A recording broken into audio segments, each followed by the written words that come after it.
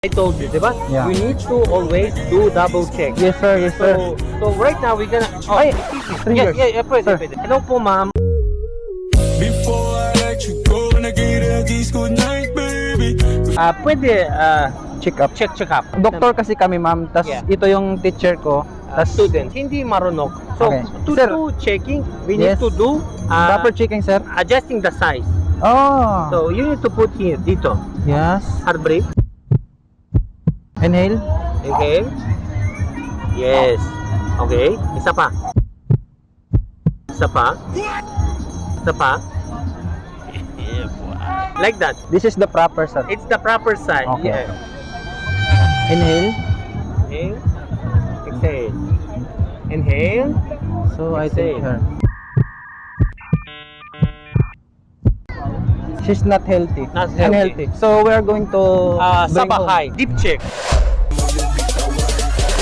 that ass, girl. Bago pa ako tumalbog, kita ko sa mata mo, gusto sa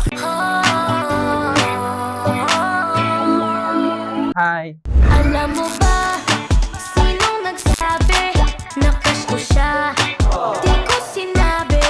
Isa po kasi akong doktor, kaso bagsak ako. Okay lang bang ma-heartbeat check kita? Ngayon.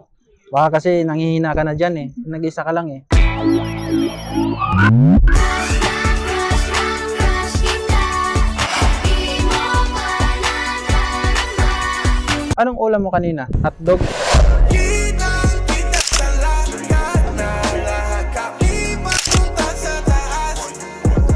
Parang naramdaman ko yung hotdog eh.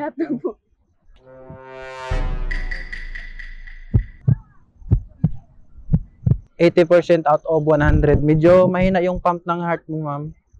Kailangan mong maggulay-gulay muna. Okay lang bang dalhin kita sa bahay? Kasi dito kasi, ano kasi yung tools ko dito, hindi siya accurate.